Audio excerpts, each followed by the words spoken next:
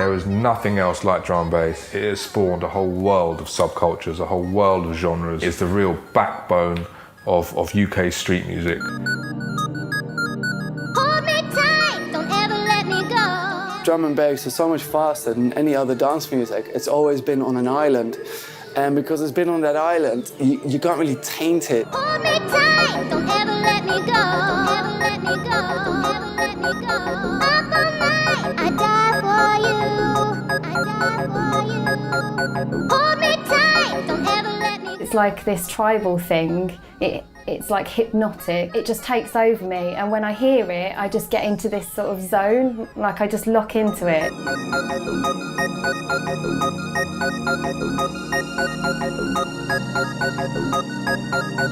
You know, maybe metalers and rockers have a similar bond, but in other types of dance music, I'm not sure there's such a tight sort of lifelong obsession almost with anything as much as drum and bass. Hold me tight, don't ever let me go.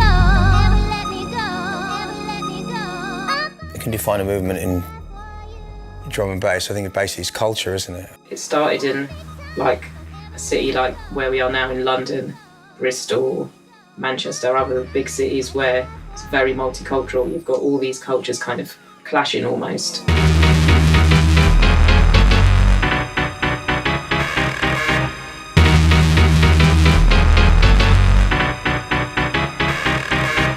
I like that rebel culture. It's that real, raw, rebel, we built this, it's ours, fuck you, I don't need you.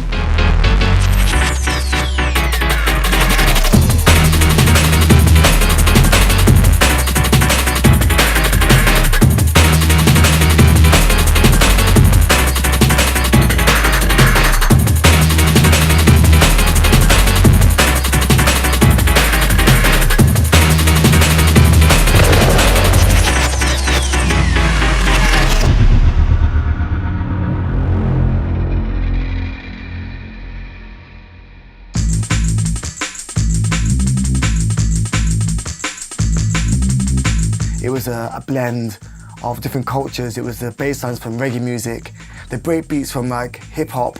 It was like toasting from Sound System.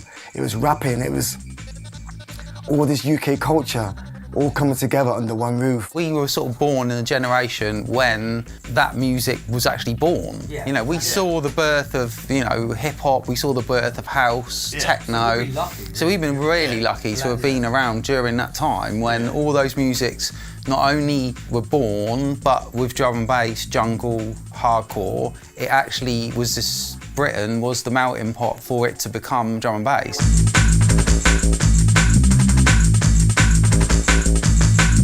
I think drum and bass kind of derived itself kind of from the hip-hop strand, that DNA slightly. It was a bit more kind of beat-led. And I guess with most cultures as well, especially music culture, defining it was also defined by the technology at the time.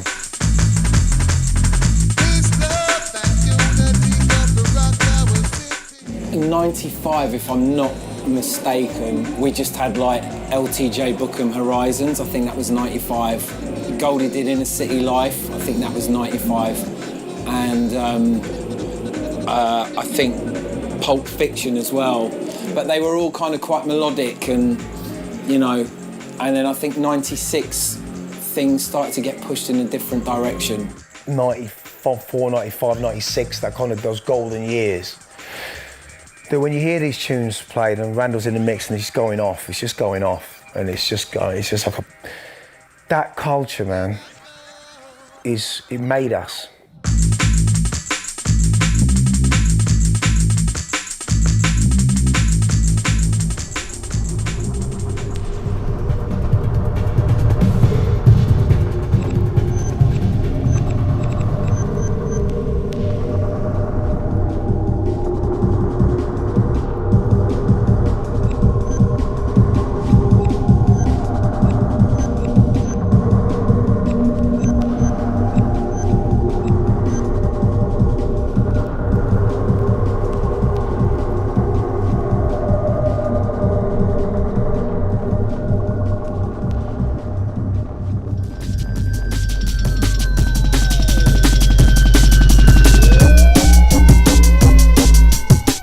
1996 was probably one of the most important years in British dance music.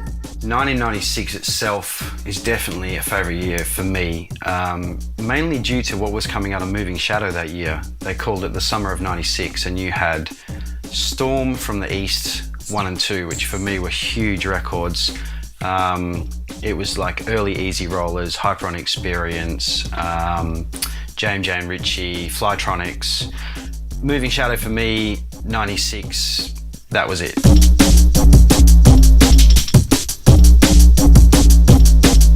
There was a lot of really cool weeklies going on when I first got into drum and bass. So there was a point, sort of 95, 6-ish, I was going out Wednesday night to Swerve, which was Fabio's night, and that was, I mean, that's probably one of my absolute favourite drum and bass nights ever. Thursday would be Bar Rumba, so that would be more like the Bristol crew. That was where their sound really was coming up. Then Fridays and Saturdays would probably be something at the end, like Renegade Hardware, or Ram nights, and then also Saturdays, Metalheads were doing something at the Leisure Lounge for a while, which I loved. That some of my best drum and bass nights were there, just because it had more of a warehouse feel. It was felt bigger to me, and also that was the time when a lot of my tracks were getting played for the first time by like Goldie and Grooverider and Fabio and Doc Scott and stuff. And then Sunday, of course, the Sunday sessions, Metalheads, Blue Note.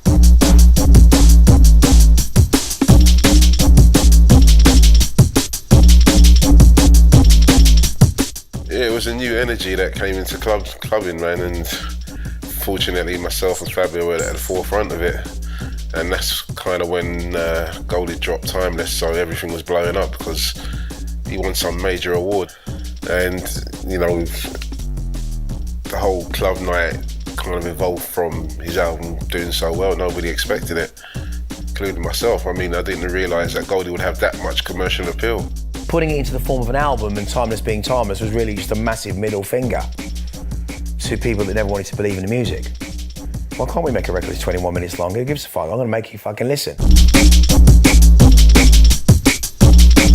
From Goldie got signed with Timeless, then, you know, majors come out with, oh, we got to have a Goldie, so they all start sniffing around. You know, I was one of the last to sort of sign to a major. The record label with RCA at the time wanted me to be like the next Chemical Brothers. You know, you gotta understand that if you go back to that era and look at an act like The Prodigy, go and look at all their interviews with Liam, you know, he would always talk about me. You know, he was very influenced by me, my DJ, and I was very flattered, you know. I remember doing a gig for him, I think it might have been about 95, 96, and I DJ'd at Island Ilford. And as I was DJing, there's like a box on the stage behind me, and they kept poking their heads out, going like this.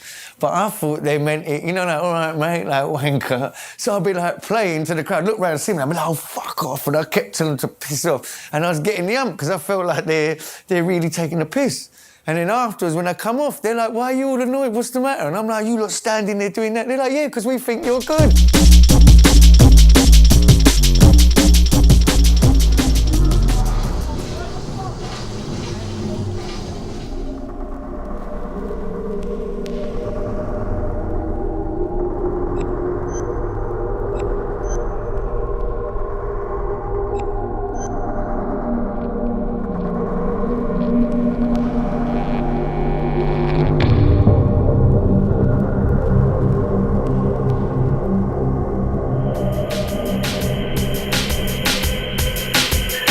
When we won the Mercury in 1997, it was something that was a shock, not just for us, but for the whole scene.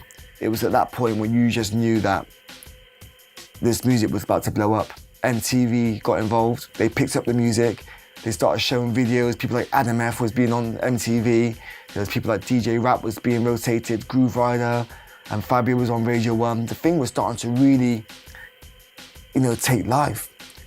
You could see all these different kind of A&R guys coming to these gigs down at the end in London. They're there chucking money at, you know, they'll be signing an artist. I'm not going to name no one, but there were certain people getting deals that had never made a record in their life. Because at the same time, while this was all going on, I was also writing for Music Magazine, which was one of the big dance music monthlies in the UK at the time. So I could see like this whole progression where like, you know, no one gave a shit.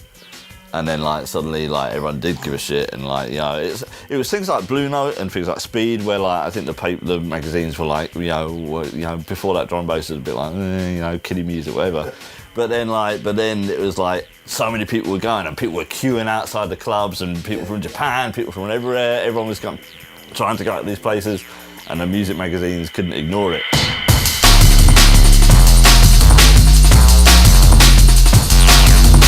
The Prototype years. The Prototype was an amazing label at that time. It was like the flagship label in a way. I know we had Heads and Shadow and all that. Yeah, but Prototype was different. Groove Rider was the tastemaker, and that album, The Prototype Years, for me was when I knew I had to be a producer, I had to be making drum and bass. Just every single tune on there. It covered all styles. Yeah, it was incredible. It was mind-blowing. Yeah, Optical, Bad Company, Drum Sound and Bassline Smith, Matrix. I didn't actually bring all these people into the game, but I would have liked to have thought I helped their careers along the way, such as Bad Company and Fresh and all that. When they brought me Planet Dust, it was like we were sitting in a cutting house, music house, and I just heard it and I'm like, what's that? Oh, it's us.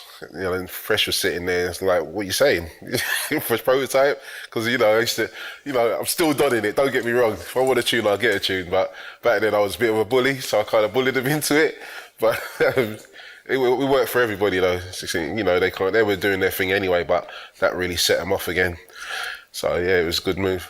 So anyone who was doing anything around then wanted to be on Metalheads or Prototype or one of those labels, They were just putting out records. They were dominating the scene around then, really. I mean, they were putting records out by Dillinger, right? What more can you ask for? The guy was just laying the path for everyone else. I've always seen Dillinger as the master of drum and bass. He's like the professor.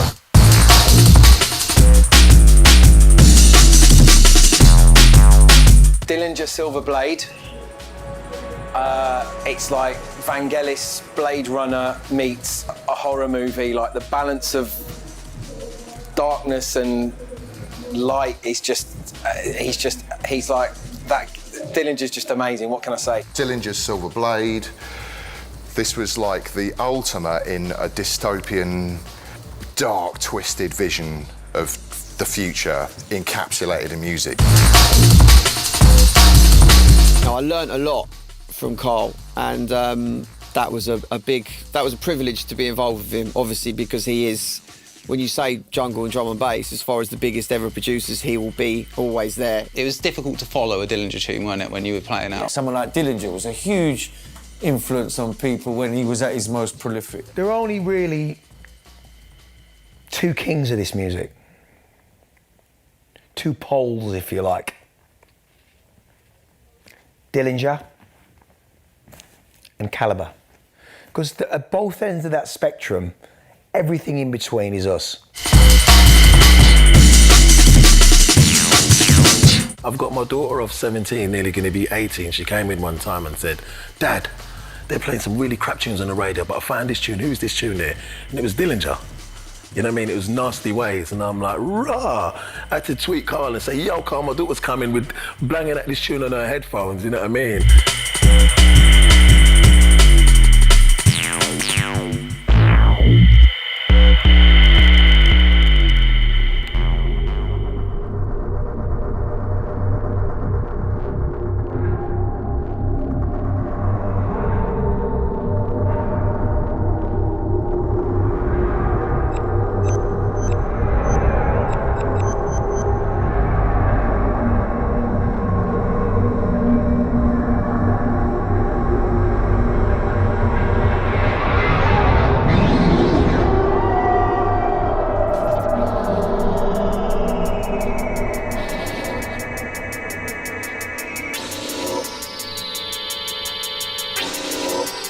1998, Wormhole.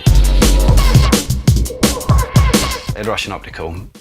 They're still talking about it now. It's nearly 20 years later. It's one of the best drum and bass albums that has ever existed. But I don't think people realise how much other music Ed Rush and Optical made that same year. They put out one of the most timeless albums in '98, but also 1998 was Renegade Hardware.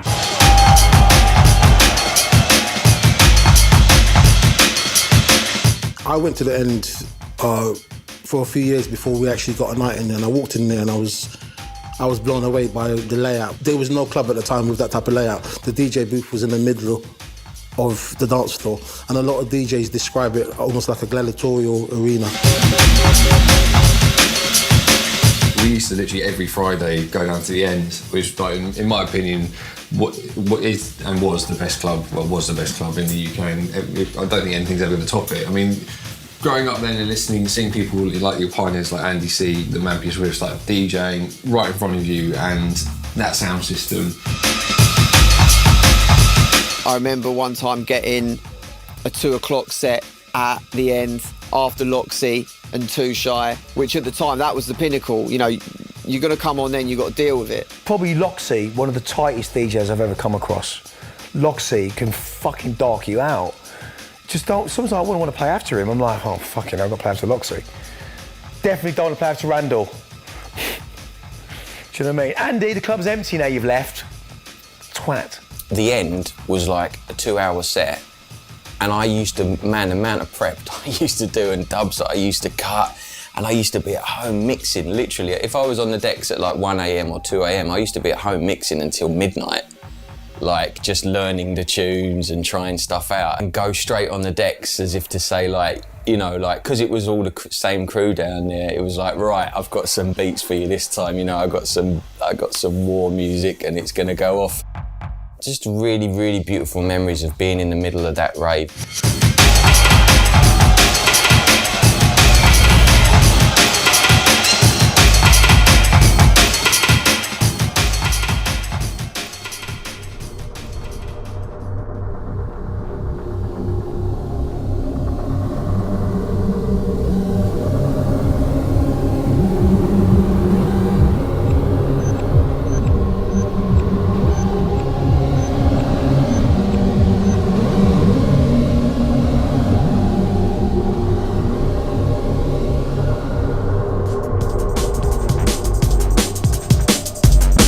'98 to 02, those 4 years, like you had the Virus Boys doing their thing, Bad Company were doing their thing. It was just a good time. There was good music.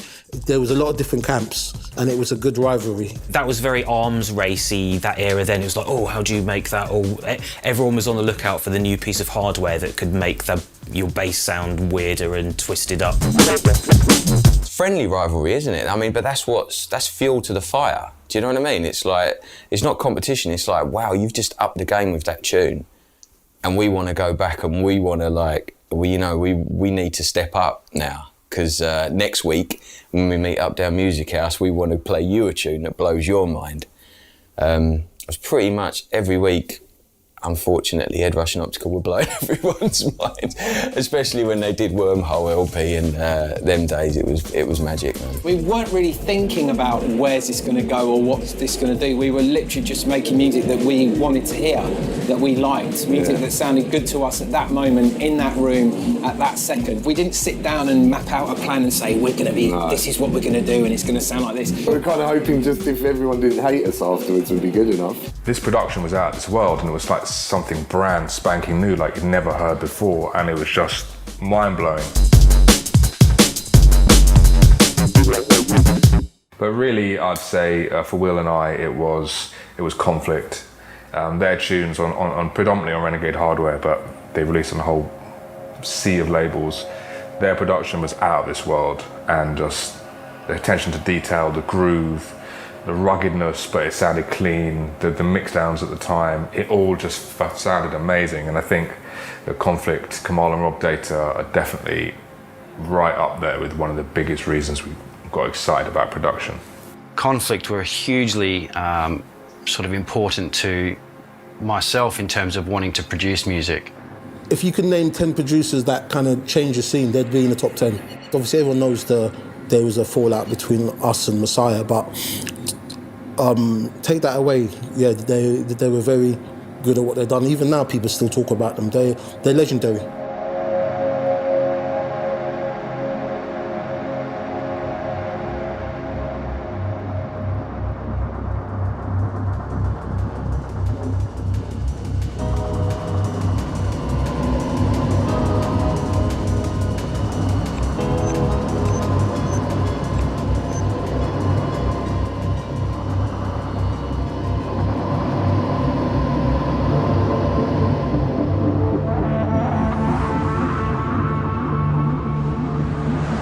around the year 2000, Fabio, who is still the Don, has to be said, he coined the term liquid for this soulful musical drum and bass.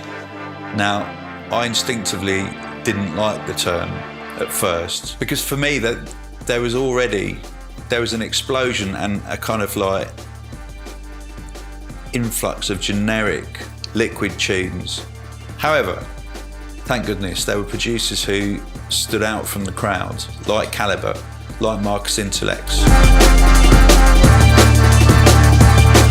We carry on into 2001, the first sighting of Black Sun Empire. So who are these guys? They're Dutch. There's no Dutch drum and bass, but now there is, and Trace has started a label called Decipher. I really love that label, like the whole artworks, the artists they had on board, the way they kind of did their whole PR and the whole hype about it. And the difference about that, I think, it was very internet-centric. And in the early 2000s, a lot of it was down to the internet and the way that the internet started to revolutionise the way we consume music and talk about music and find music.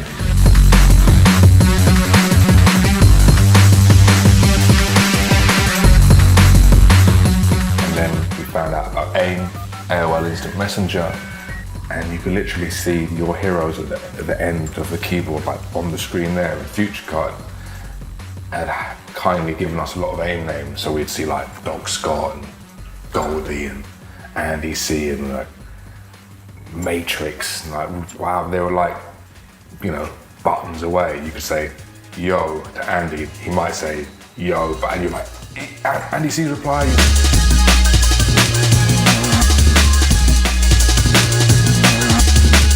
You know, it was just a constant exchange of information, and it was new to us, so we'd spend hours a day just sitting online chatting to producers from all over the world who got your AIM handle. We had a music house, but it was in your own home. You could talk to people in America or in Spain or wherever, and you started to realise there's a lot of people interested in making this music. Well, the best thing to happen to drum and bass was the world happened to it.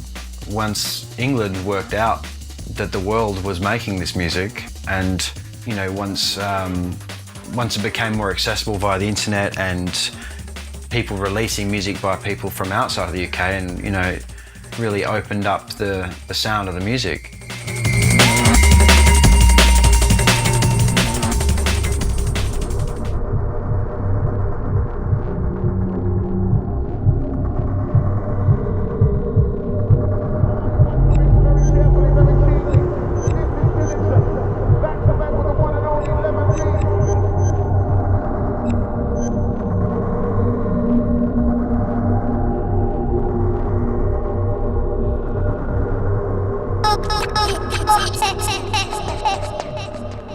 In 2001 to that whole period, the scene was blessed with a lot of big tunes, and it brought a lot of people in. I remember it was around that time where LK got really big, and there were some other tracks, I think Shimon and Andy, Body Rock, around that time as well.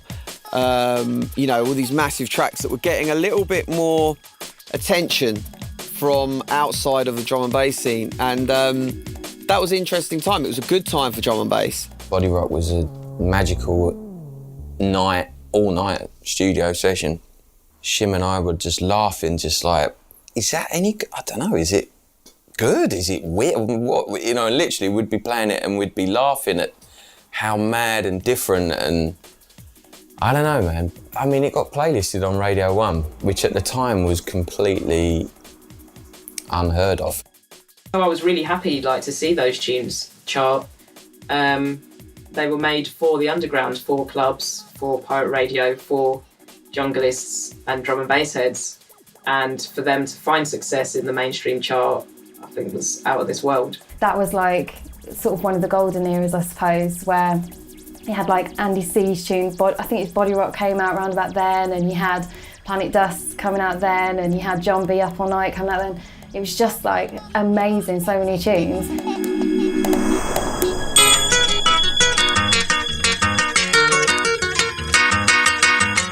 But then obviously, you know, you had the whole Shy FX era as well. when he was doing his thing. You know, I got in with him, done a couple of tracks with Shy FX as well, which is really good. MCs are a fantastic conduit for the DJs and helping that interaction with the crowd, you know, getting the party going. Maybe, you know, if the DJ's in a bit of a lull, pulling them through and getting the vibe across, and also, you know, interacting with the crowd. Hosting, you know, sort of like, we're at the start of the night, I'll take you all the way through the journey. You know, GQ used to do the whole of AWOL, the whole night, 10 till 10. Andy used to come and listen to me in Randall over by Paradise Club, 93, 94 I think it was, when he was a little boy with long ponytail. He used to come over there to check me and Randall out, because Randall's the daddy. Kind of my strategy, I think, of MCing is I go in and I read what the situation is. If I go in and I'm working after Skibbity or them guys there, I know what I got to go and do. If I'm going in and working after DRS and them guys there, I know what I got to go and do. I think when you understand music, do you know what I mean, from where I come from, you know what I mean, you know how to respect it. Absolutely blazing. I wanna hear some fucking noise in it. What's squatting? Where's the fucking noise? A good MC is everything to a drum and bass party. A bad MC, not so much. I think, you know, it just comes from being around music as a younger, to be honest. When you've got that musical thing, I mean, I started to learn to play piano when I was 5 years old, and then when I went to school as well, I was playing drums. I'm actually really good on the flute as well. People don't realise, like flute, piano, drums. You know, I was a musical youth, basically. I've been very lucky to work with amazing MCs in the DJ sets. I remember Stevie Hyper, like, you know, when Sting at Telepathy, when I had a residency at Telepathy, he's like, oh, this is new kid, he sent me a tape and I think he's wicked, I'm going to try him on your set this week. And it was Stevie Hyper D. At them moments are like, when he's going in full flow and you're like, what the, you know, and so many hooks and so many, really quiet, humble guy outside of doing the MCing. To me, MCs are an important part of it, you know. The people who don't like it, fine, but there are people, if they weren't important, they wouldn't be here, would they? You know, look at something like SAS, you know. You look at the grime scene. Inside the industry, it's time for DMB.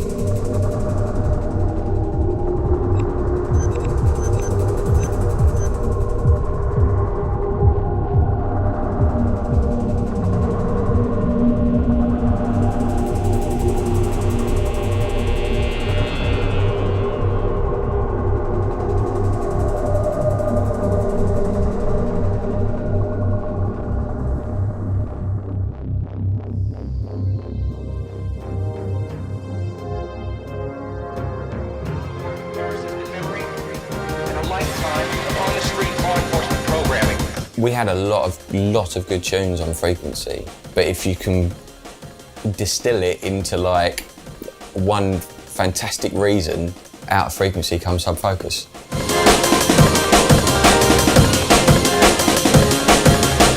People always talk about the scene being closed off. Every scene they say that. They only let so many people in and all this kind of rubbish. And maybe in the late 90s, mid 90s, that there might have been some kind of truth in that, who knows, but I think we come through with a lot of other artists at the same time as us, Noisia, Pendulum, Sub Focus, all acts today who are still like working week in, week out.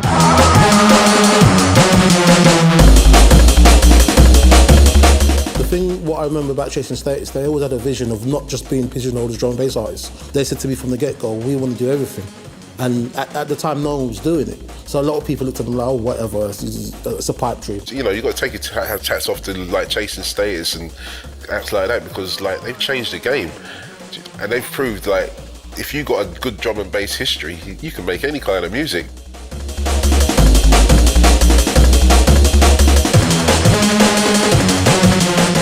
So I became one of the drum and bass team members at 1Xtra from the launch, so before it launched, and that was 2002. My show lasted 5 years, and in that time we achieved a real lot for drum and bass, in terms of having the BBC backing as well. I mean, obviously, One in the Jungle had existed on Radio 1 for quite a while, then it became Fabio and Groove Rider. We didn't have to like go in there and have a set program, and we just went and just freestyled it. I never wrote down a show or what I was going to do in a show or anything like that. We just went and done it.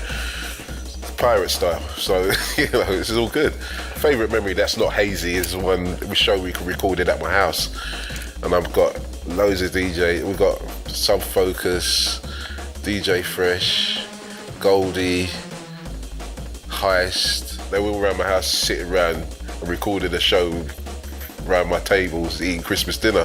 That was a pretty mental show. And then we just went into another room and started having a battle. It was quite mad. It was very weird, like interviewing Groove Rider and Fabio on my show, knowing that they had the show before me. That was one of the most daunting things I've ever done, but amazing. And hearing some of like Groove's stories, when he told me, like, telling me the story about when he got slammed, and I think he rewound it like 4 times or 5 times on Radio 1, which was amazing. But that was a massive part and time for the scene, because that was when things were changing.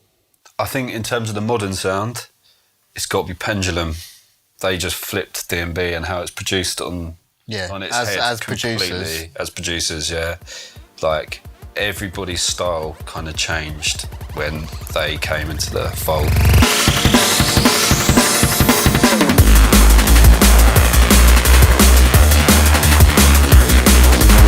Sat next to Rob when he had Bacteria remix playing in the computer, you know, like, so it's one thing to get the tunes finalised, but when you actually can hear it coming out of the studio speakers, and you're like, how are you doing this? Like, production levels were just on another planet, you know, pardon the pun.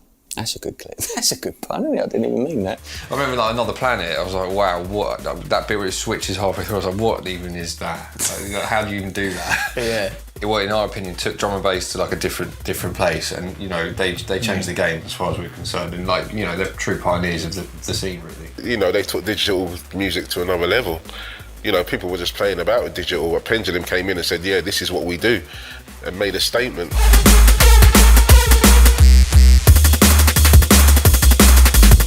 There was even altercations in Cubs where first generation would approach people like Pendulum, accusing them of ruining their careers because they came with a whole nother knowledge of what sonic impact could mean. It really expanded who could make music. You didn't have to have a studio, you know, that cost you the price of an apartment. And I understand there's probably some resentment from those who made that outlay into hardware and spend all their money on it, but look at the quality of the music that came after that when it became more accessible.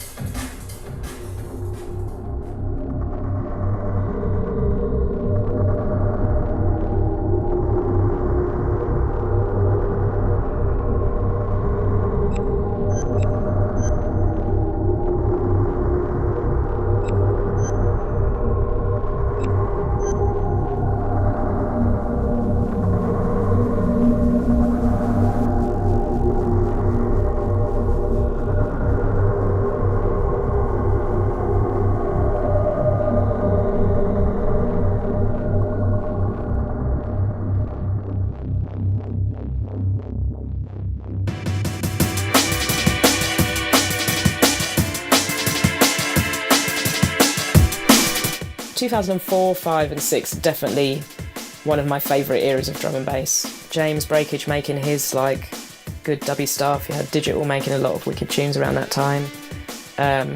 All of Caliber's music was amazing and incredible at that time. We started working together in 2004. Drum and bass was in a kind of mixed place.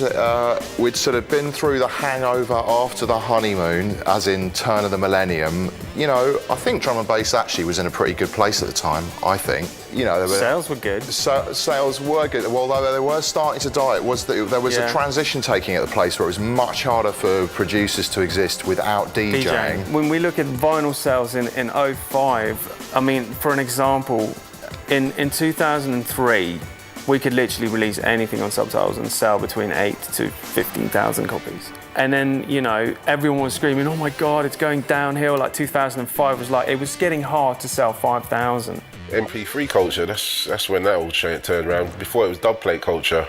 Then it was a case of people cutting dub plates. So you'd be given a DAT or, you know, a CD, and you'd have to take it to a place in London called Music House.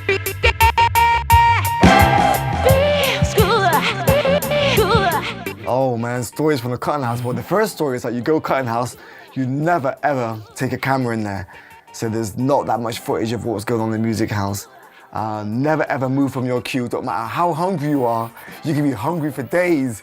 You could be in there, once you get in your queue space, never move because you'll lose that spot. So I was kind of, I had a love-hate of the dub plate days. You know, the dubs itself I loved. The whole meeting up there and being part of that used to, sometimes, I'm not the quietest of people if you ain't noticed. So therefore, if somebody's giving an opinion about something that I don't agree with, rather than sit quiet and go, you know what, it's nothing to do with me, just sit there, well, you know, I'll get involved. I used to go there in my head, like, don't get involved in nothing.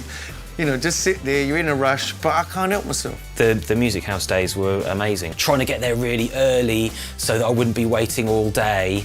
And, you know, because if you got there late and then Groove Rider waltzed in and he's got his Radio 1 show later or something, you're like, oh no. He'd just walk in and he'd have a bag of DAT tapes and CDs. You'd know that you weren't getting seen for a long time. Used to be like a DJ's club. Do you get what I'm saying? Our own little internal club where we just sit and talk about music and swap music and exchange, and you know, that aspect of it is really lost. So yeah, Music House was like, it was like a community centre where you went to get inspiration, smoke some great weed and hear all the latest tracks that all the other DJs were get cutting. a few of them as well, if you could. And everyone be on the phone outside trying to call Dylan, just saying, Groove Rider just turned up with his DAT, can we cut the track please? Be like, nah. I think 2005 was probably right at the end of that. That was it, when everyone started using CDs. So dub plates were great. They smelt nice, they were nostalgic, they cost a hideous amount of money, and we never really delved into that world too much. While it may be sort of looked upon in an air of nostalgia, to me was detrimental to the progression of drum and bass. If you had to spend 35 to 50 quid on cutting a single record just to be able to play it, it just slowed the process of everything. And if that record was only available to sort of an inner circle, it was sort of reprimanding the advancement. It was stopping drum and bass being truly available to anyone. And if you could walk into a club and hear someone play a record that you couldn't buy, I can't see how that was beneficial in any way. It's not reggae, it's not sound systems, it's drum and bass. It's incredibly technical digital music made in a digital environment, and then the people were demanding that you use sort of decades-old technology to perform it. It's not a question of vinyl versus CDs, it was a question of dub plates versus CDs. Because you were always, if you were playing stuff on vinyl, okay, if it's something you were playing for a long time, you want to be playing stuff that's not out yet, so the choice is dub plate or a CD, because if it's on vinyl, it's too old already.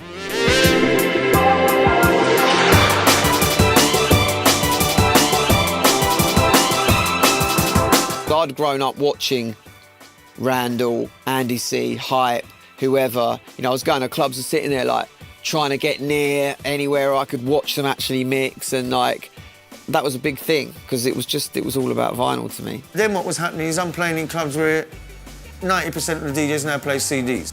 You know, I used to spend, and this is the truth, anything between like £1,000 and £3,000 a month on dub plates. And, you know, you turn up at a club where you've got a big poster with your face on the door, Hype's there tonight, and you turn up and the local guy's on playing his CDs, and the crowd's kind of there, but really they're waiting for you. And you're there, all, you know, they'll start shouting your name a bit, and, you know, like, ask when you want, you're gonna smash it. Then you go on and you're the man, you put on your first mix, because it's needles are jumping, you can't actually do the mix, so everything's jumping, you feel like a complete arsehole, and those kids don't go, yeah, what it is, the sound engineer didn't set it up, they just go, hey, shit, he can't mix, he's rubbish.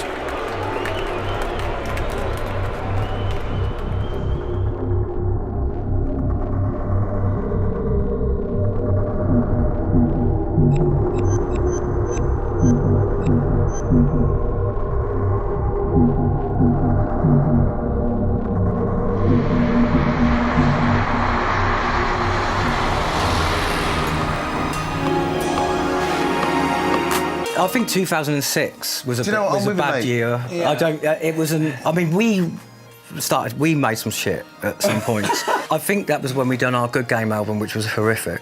Yeah. If I'm honest, it was just not. Because we just was partying a lot. 2006, when we started med school, hospital had grown to the point where it was now approaching the edge of becoming a mainstream independent label, and I wanted something with no pressure on it, something where you could really experiment. Global Gathering 06 for Pendulum was a huge one.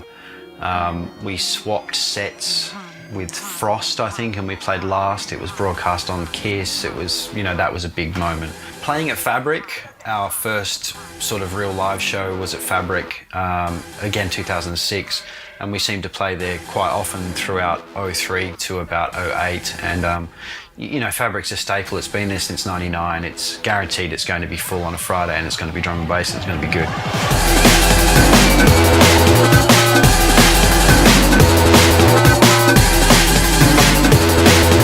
What was good about Fabric in London is, one, their policy is really towards underground music. Fabric has been the mothership. You know, a lot of operates out of here, and they're always trying to evolve it as well, which I like. So yeah, this is the club, and the surroundings. I mean, it's such an excellent club. It's, you know, it's got the sound, it's got the look, it's got everything for a proper rave. It's 4 walls and a floor. There's no fancy lighting. It's gritty. The sound system's fat. Those 4 walls have spawned a hell of a lot of incredible careers, and I've met a lot of people talk about Fabric being the place that they had that moment. Hear someone play that tune, have an epiphany, turn to your friend and say, this is what I want to do for the rest of my life. Go home and completely change and become focused on this. And not all of them went on to become producers and DJs. Some went on to become owners of big boy websites to do with the scene. Some went on to become big promoters, agents, managers.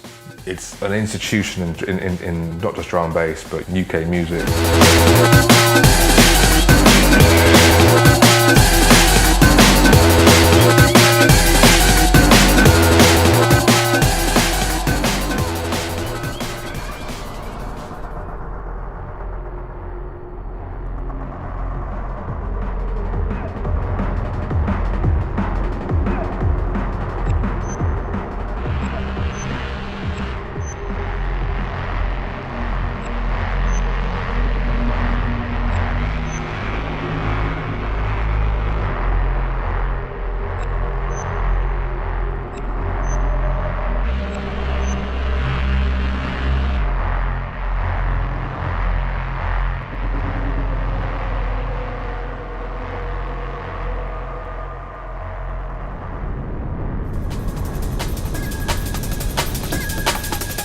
In 2007, I was a bedroom producer, and then I released this album, and kind of everything went crazy, and I went on tour, and the music, like so many cool artists out there did fresh kind of music, like the digital revolution kind of thing.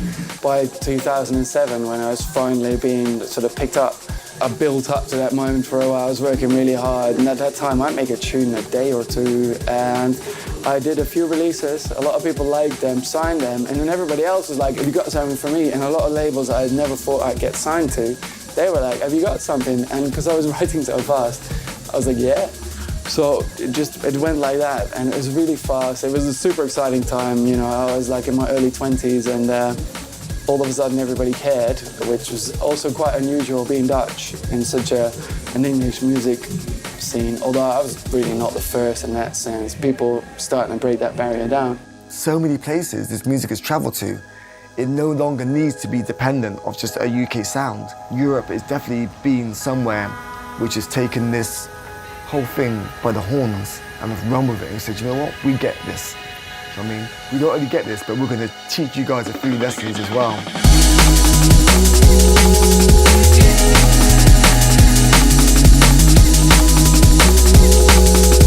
Honestly, I had no idea, but I knew drum and bass was, you know, starting in the UK, etc.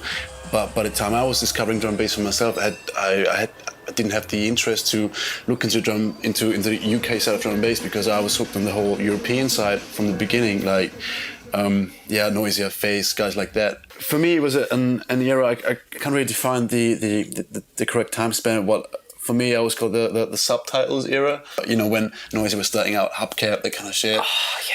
And when, you know, Phase, Hot Rock, and then Misanthrope came along with Viperfish and all that shit. It was just gold. Yeah. Gold. Big up TB on signing those people. I did put quite a big focus on actually signing non-UK acts to sort of bring it through. You know, I had the first releases from like Noisia, from Phase, and yeah, it was good times. Yeah, 2007 was an interesting year, really. I remember at the time Noisia were doing some break stuff. I had actually hooked up with the guys from Aqua Sky. We ended up making a tune. Pendulum had a breaks track out as well. And yeah, it's interesting. I think people were starting to experiment more. I think Zinc around that time as well, he was making more sort of like breakbeat kind of stuff. Obviously Zinc's an absolute legend, from writing seminal tunes like Super Sharp Shooter to doing different genres like 138 Trek, Funky and Go DJ, and basically started up this bingo imprint, which is fundamentally Zinc just doing what he does but a slower tempo. And at the time there was a whole load of like, oh, Zinc's not making, he's selling out, he's doing this. And the reality is that making tunes at 140 isn't selling out, he's just making tunes at 140, but it was much cliquier then, even more than now. And he got a lot of stick for it, but he also wrote some of the biggest tunes in the country.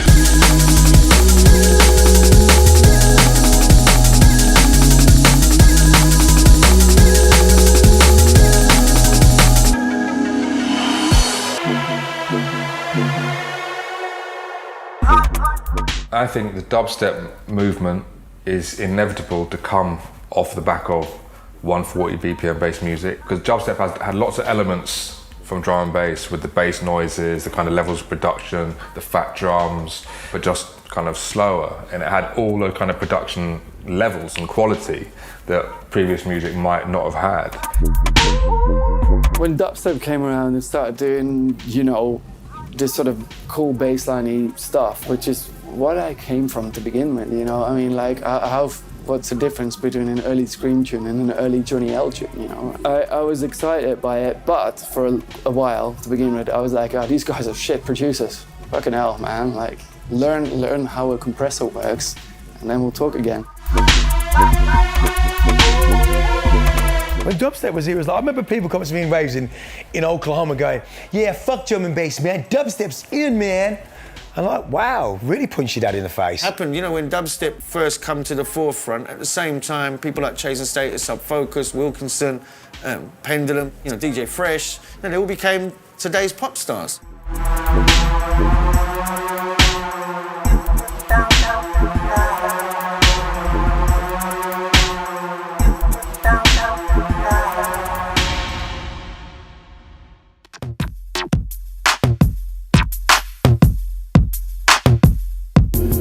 Chart success, and especially chart singles, was something we never thought about. We made albums. We weren't... The record companies would say you need singles, and we'd be like, we're just going to make an album, pick what you want. So anything that kind of got popular in a mainstream sort of crossover, like I guess one of our tracks, Tarantula, it's about going to a funeral. You know, Propane Nightmares is about a cult. they weren't targeted at a sort of mainstream audience. That's just how it worked out and was bewildering to us at the time. Our first top 10 was with Plan B, End Credits, 2009, and that song was all about dying. I think if we, not just Chasing Status, if we'd have all tried to make music to get on the radio and on the charts, we would have failed, and it would never have had the opportunities that it's had.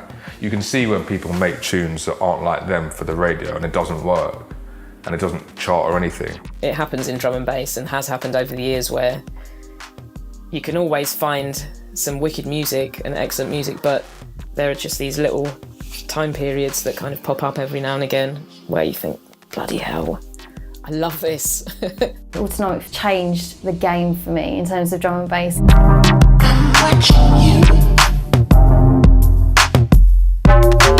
That time was just like nothing ever before, and it was just bringing in all these different influences, and they were making stuff that was kind of like electronica, what it was really, slowing it down, bringing in all of this musical stuff, and I was just like, wow, what is this? This is incredible. It was just the whole movement. They were doing Room 3 at Fabric. They asked me to be a resident there, which I'll be eternally grateful for as well. It gave me a chance to play other styles of music.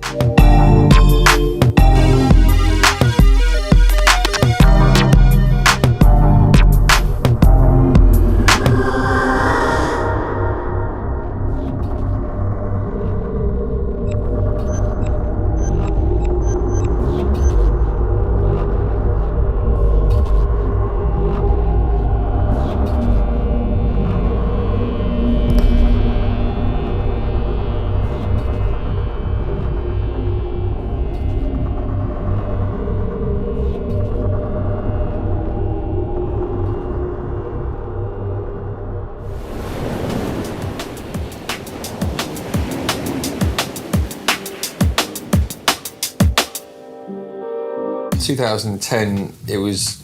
I guess it was a bit of a game changer for us because I mean, we all like the Bad Company stuff was stuff it was. Yeah, we used to love that. We used to love it. We used to, we still look up to Fresh as an amazing producer, and we just got in touch and he was interested in what we were doing. So I remember at the time we went down to his. He used to have a studio on like a riverboat. Where was it? Near Chiswick. Chiswick, yeah. And so we used to go down there and like you'd be in the studio and it's probably a room not much bigger than this, and he would have the tunes up so loud you couldn't talk to him. Like you had to literally shout in his ear, and then you'd see a duck swim past the window. It was quite a surreal experience, but Dan showed us a lot of support, and he really did have our backs from day one, and so did Adam F as well. I mean, Breakbeat Chaos was still really strong then. And the artists that we both always. I mean, there's a hell of a lot of artists that we look up to and inspire us, but I still think at that time it was Adam F and Fresh. People like DJ Fresh, I've always got to take my hat off because he's always changing stuff. His success kind of speaks volumes, really. Do you know what I mean? He's always up for trying something different, whether that's going down a commercial route or whether that's doing something that's a bit out there and kind of strange. But I think that's what we really respected. I've seen Fresh take a lot of flack, but he's one of the only guys who's actually walked the line, truthfully, within the game of D&B. Went into the pop thing, broke Rita Ora, made her a worldwide star. Right? Broke her. Still plays fucking music. Why? Because he's fucking good. I'm not particularly a DJ, to be honest. I'm more of a producer. More of an alchemist that puts great sound together. Catch me in the wrong day, I can't mix a fucking salad. Do you know what I mean? But play a few tunes though. If you catch me in the right fucking mood, maybe. Do you know what I mean? There's people that can really do that. I mean, the Randalls of this world, the Andy C's of this world, that can really fucking roll out. Spirit can fucking roll out. Really roll out. Turn me inside out. Same as Storm. Some people have great selections, others don't. My favourite guy to listen to is Break because of the ebb and flow of his sets, because of the style he represents and because of how understated he is at times, and he can make the most sort of like, in someone else's set, a common roller. Just go off. Yeah, he's like the antithesis of what DJing has become for a lot of people in terms of lowest common denominator, emphasis entirely on the drop.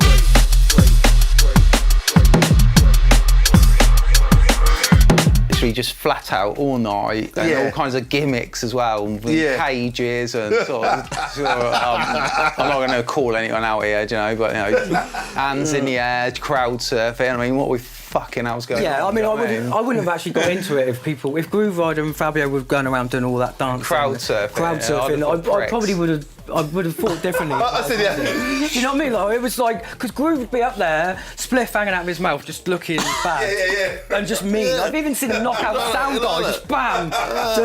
But, you know, he's not, it weren't about him, but it kind of was, if that makes any sense. Do you know what I mean? There was no sort of showman sort of thing going on there. Yeah, I said the other day, mate, if Fabio starts double dropping and that, I'm fucking finished, mate. I'm giving it up. No, look, straight face, giving it up. Yeah, maybe it's interesting. Maybe there's not as many DJs with unique styles nowadays, you know, in a sense of like a DJ having an identity where you can tell it's that DJ on due to maybe the way that they'll mix or blend a tune, or the way that, you know, that we'll always get through the breakdown and then it'll be a lovely smooth ride at the end to segue into the next tune, or whether it's going to be like boom, boom, boom, hammers at all double drops, or whether it's going to be cutting in and out. I think DJs have a fucking massive responsibility to be dutiful. I love the fact that when we're there and Andy's playing, Andy will still have to draw out a tune on us. He knows he does, don't you? He knows he will. He'll have to draw a tune out, and he will. And he'll fucking draw it out. Executioner. He'll draw out some proper fucking D&B. Love hearing a fresh tune get drops. I love it. A man that can still roll out a fucking tune and hurt people. SS still going strong, SS man. still going strong. Touring the world more than anyone, man. It's absolutely crazy. It's nuts, It's man. It absolutely nuts. doesn't get a mention. Like, the guy works so hard. Yeah, non-stop. And he ran one of the biggest, most influential drum and bass labels ever. He's signed every artist. He's signed something pretty much from every big artist the last 20 years, man.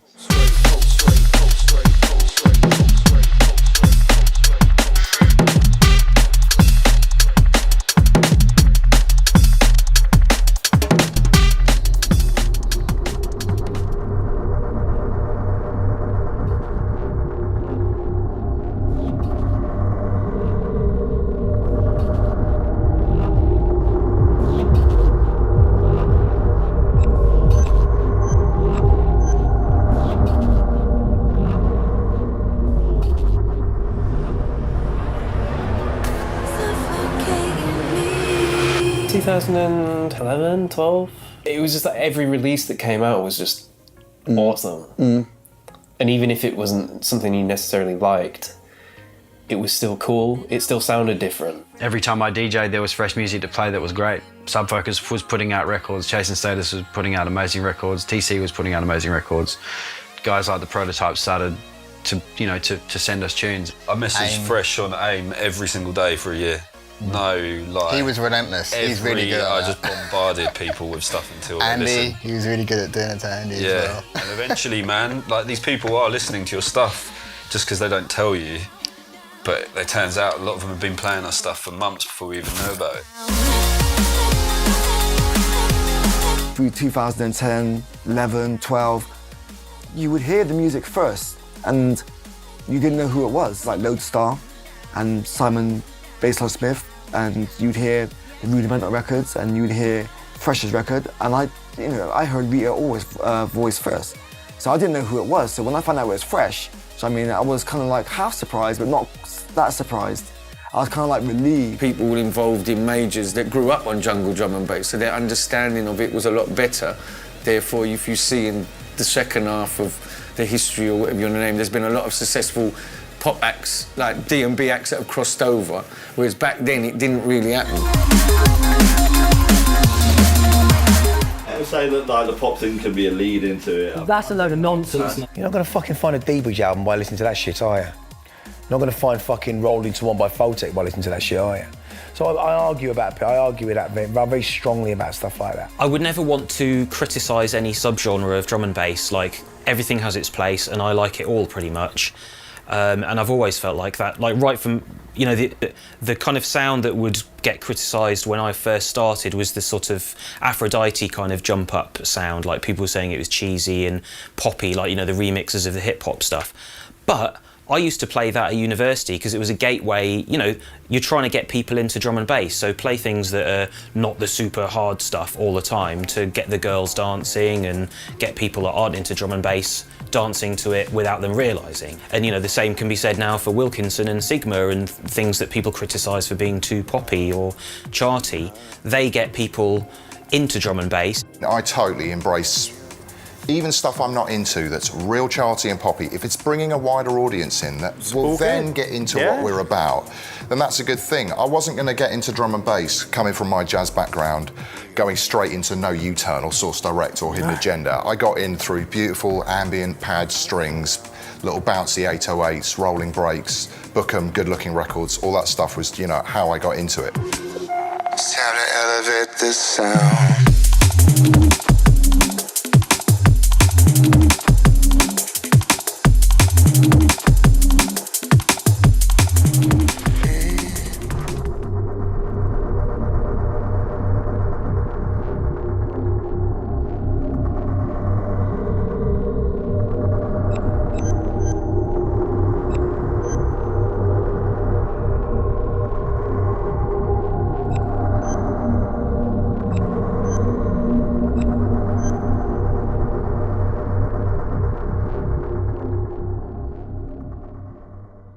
We a killer bubble up again. Got the things on lock and again. Double take 10 shots and again. Dip on a old pants on them again. Man I dash them, I like them again. Recover that iPad again. Man I'm ready for the war. If it comes on top, coming down feels frightened again. Say 2013, 12, maybe just before. It was an amazing time for music where you just go in and say, I'm going to play some music, listen to it, you know? That's ultimately what you want to do. I remember talking to the Ivy Lab guys about 3 years ago, and they were like doing this thing, and it was like, we'd do shows together and they'd play it, and I'd be like, I don't know if people like it, but it's really good, but like, you're brave to play that much of it.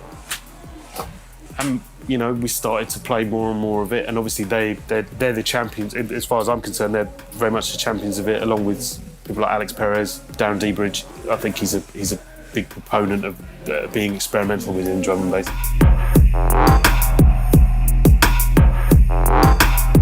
When I made Dead Nine and Jester before that and Natty Dread before that, and I think there's Wise Man before that, there's like loads of... I just see it as part of making drum and bass. I don't sit there thinking about what I've done afterwards, really. It's just a fun thing. I just got a few drums together and it progressed into that. I experiment, I mess around. I didn't think, oh, you know what, that's like a halftime thing, or this is that. You know, it's just a track. Yeah, I mean, halftime is definitely really big at the moment. Beatsy, you know. I mean, halftime's been big. I remember Johnny L halftime tune in '96.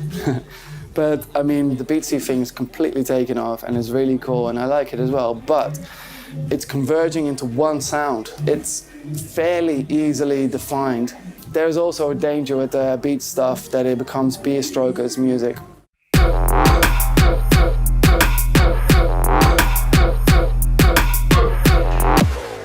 That is what 2014 to 2016 is for me. It's about letting our older generation of fans know that we're still here, and this younger generation of fans know, do you know what? We didn't just come yesterday. Obviously, Ronnie Size. He took it from jungle to the mainstream, really, but still just kept it. I mean, it kept it massively credible still. There's room for everyone. I believe that everyone should, who's being a part of it, if they want it, they should have a piece of it, because it's great out there. You know, like, who doesn't want to go and play in front of like 20,000 people at Glastonbury on the main stage? Who doesn't want to do that? That's the biggest party in the world. Do you know what I mean? So, you know, don't let it just be because some A&R man out there, you know, had the great idea to do this. Because if you are specifically writing drum and bass music with the mindset of wanting it to be commercially viable, it's going to not end up sounding like a drum and bass record, or it's going to end up being corrupted by your vision. When you look at this scene and all the people that have helped to take this scene to where it is, you should understand that what you're actually playing on the radio is a segment of what the rest of it is. And the only reason why when that music will be credible is when I'm fucking dead. When that music that they're making is going to be credible. Because I feel strongly about that. Gentrified drum and biber bollocks. Mainstream popularity in drum and bass and chart positions in drum and bass, I think it's awesome. cool. You know, Rudimental had a charting drum and bass tune that has a trumpet solo in it. I don't know how the hell they pulled that off. Song-based drum and bass versus cynically created pop drum and bass. A bit like The View by DRS and LSB. You know, amazing song, just like should easily be number one. You know, and in people who knows hearts, it is number one, and that's the thing. Sigma featuring Take That. Now, that's not done through love. It's a kind of construct. It's a functional process to make money.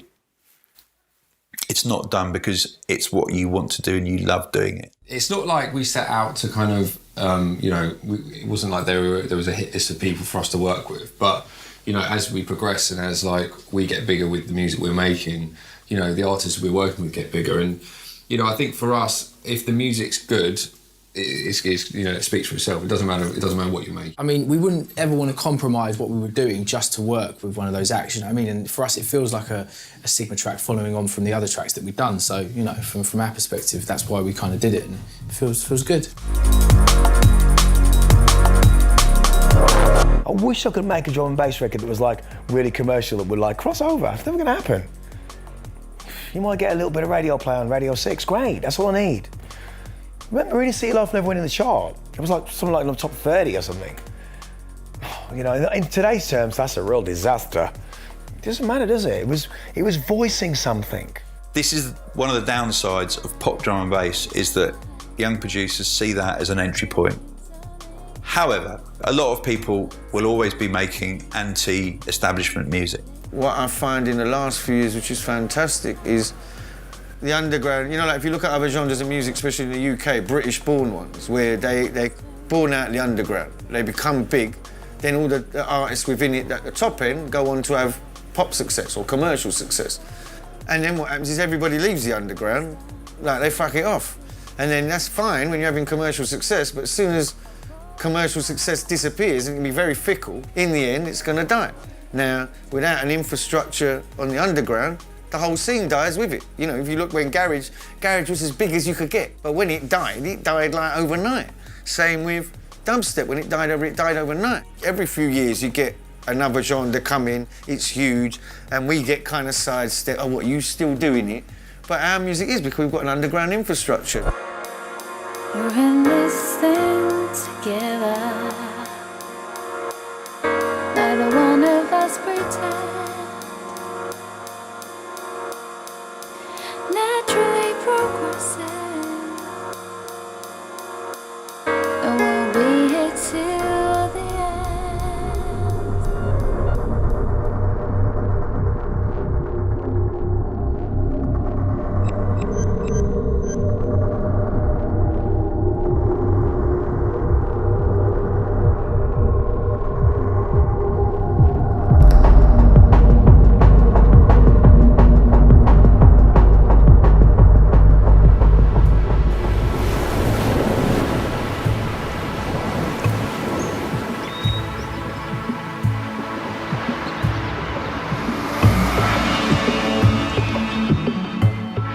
It's always moving, it's always going forward in a positive direction. More and more talent's coming through, the more global we become, the more the music is spreading, the more talented producers come in, there's more room for people to come in and change the music totally, like what D-Bridge has done, like what Dub Physics did when he brought in all of the other influences. The success that we see now and the ubiquity of D&B on the radio, you go out to the festivals, you know, we're in Ibiza every week, and it's going off. Them foundations are laid by the entire scene. Everybody influences everybody, and everybody's laid the foundations for the success of drum and bass today.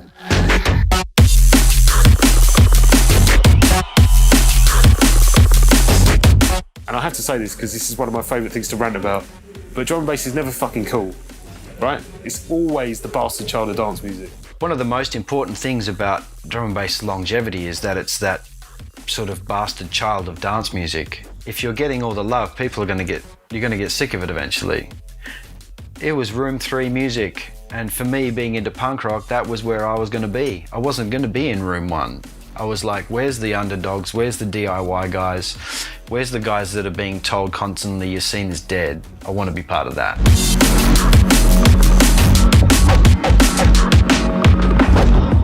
To get into it, you have to care about the music, and you're proud to be involved in something that you know is so cool and so awesome and different, and you're not like you're not following some fashion and that's going to change. You're into something that's really meaningful and different and interesting and creative, and not like sell-outy, cheesy crap. It's been around for such a long time, and there's been so many sort of prolific producers coming through the scene and keep coming through. You have acts also that break into the commercial world and make the sound even bigger to a bigger audience. So it's kind of like, occasionally an act will break through and, suddenly you'll get a whole different audience listening and hopefully coming to the drum and bass clubs.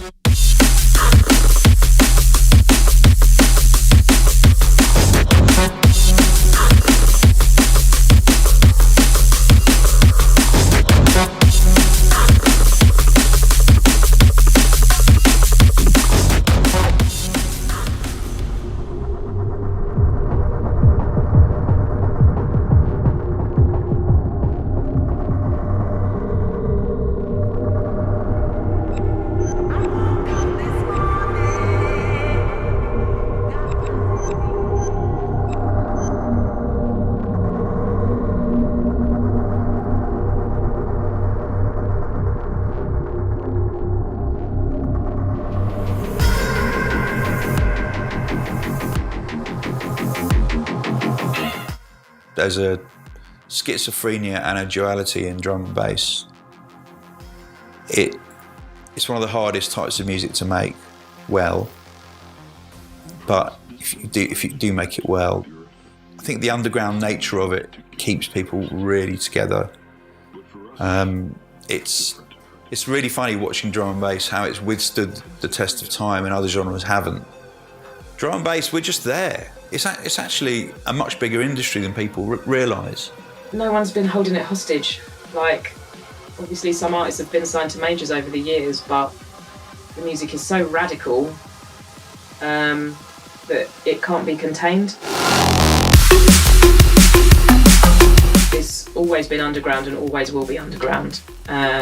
It was built up from people that had nothing really, that created these weird and wonderful new sounds. We're unique, the tempo, the energy, the vibe. There's no other music out there at our tempo. It's not been assimilated by 4/4. Pretty much every other genre ever, and I've said this all along, every other genre, sooner or later, you go out and it'll be dum, dum, dum with the influences. But we stand apart for that. And like I said to my agent years ago, and I said to people, I was like, just chuck this on them stages at the festivals and you watch it rip this shit. You watch people go nuts. And that's what's happened. Do you know what I mean? And like with the success of the artists that we've had coming through, and with the success that it's enjoyed now, pulls everybody up. It's like a big ladder, isn't it? Them big tunes, whether the underground of the scene is into them or not, it's like a rope ladder that pulls up everybody in every facet. You know what I mean? And it brings more and more people into the scene. And everybody has to get into a scene somewhere. There's always a next gang that's getting into it. Whether it be the same sort of sound that was there before, I don't know, but there's always something else and then somebody else coming through and pushing the boundary that little bit further. So hopefully it still continue, because that's what keeps me involved. It's not like the same as it was, because like back in the early days, it was just like UK productions, but now the productions are coming from everywhere in the world, and that's changed the whole thing. It's opened up even more. So we're going to be here for a while.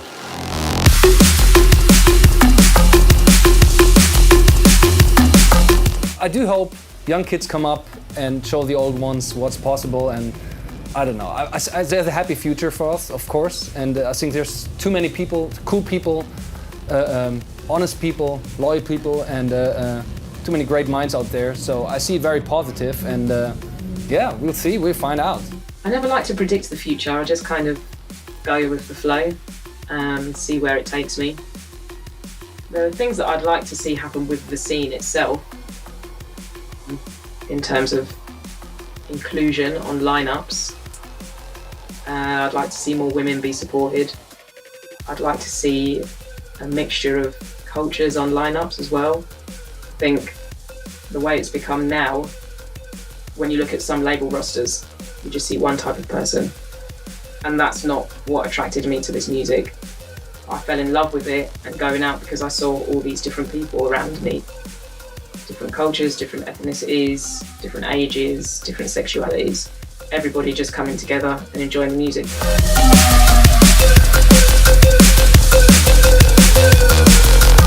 There is something else now to happen. In fact, I think right now we're at a point again where we can really break it open if we want to. Beats is a really interesting sort of thing at the moment. It will go other places as well, but it really leaves some space, I think, at the moment for someone to be invented within it. So we'll see. It's being videoed. We'll see whether I'm right or wrong. We'll have this interview in another 20 years, you know, where I've got no hair left and I'm walking in on a walking stick, but the passion's still there. And it's that rawness. There isn't a future.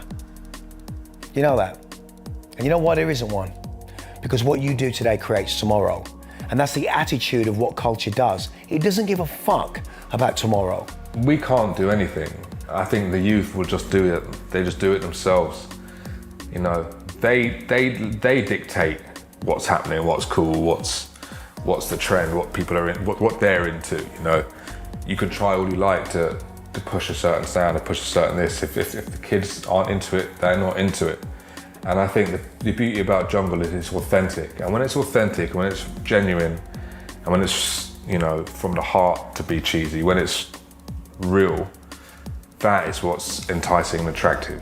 Not just in jungle and drum and bass, in any genre. If you just do it properly because you want to do it and you love it, and you can hear that. You can hear that.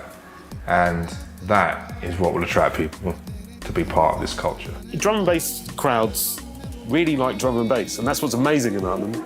And that's something you cannot ignore. And that's one of the things that makes being a drum and bass DJ, label owner, producer, whatever, amazing, because the people who love your music, they really, really fucking love it. And that's really, really special. As soon as, I mean, it's like a cliche, but if you're in with drum and bass, you're almost in for life with this kind of genre. Yeah, definitely. And people are very passionate about it, and they're true. Like, I mean, I can relate to that. It's still, I love it, and yeah. Just the forward-thinking nature of the producers as well is just driving it a lot. I think people are constantly trying to, well, not outdo each other, but outdo themselves and just push something new forward. It's underground, it's gritty, it's something that London's never produced before. It's never fallen off, you know, and because it's so underground, it always just reinvents itself. You know, there's been garage, there's been funky house, you know, there's hip hop and stuff like that, but nothing compares to the actual energy and the feeling, you know what I mean, of just the beats, the bass, the breaks, you know, nothing doesn't really compete to that.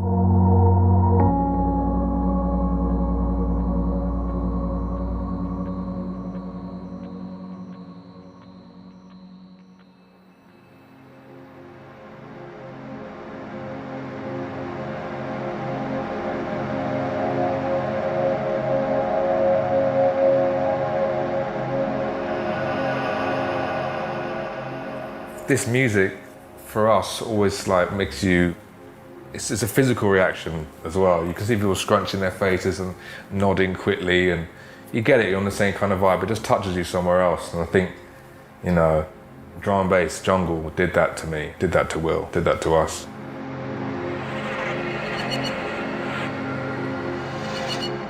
People ask me, why are you doing what you do? And I say, I want to bring beautiful music into the world that didn't exist before. And that's not just my own music, that's music by our artists. Drum and bass to me is a refuge, a passion, an obsession, and an undying love.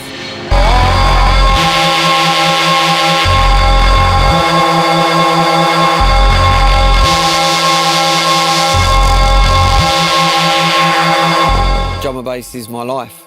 Drum and bass to me is everything. Drum and bass to me, at one point I would have said everything, quick as a flash. Drum and bass is life.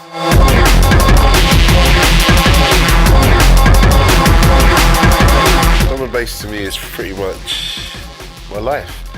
Has been for the last 25 years, and I don't see it changing at the moment. You know, it's been 18 years since I started buying records and since I started being involved in drum and bass, and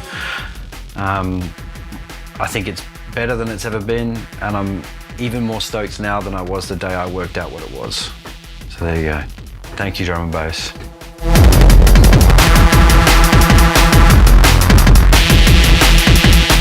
To me, drum and bass is everything. Permeates every minute of every day.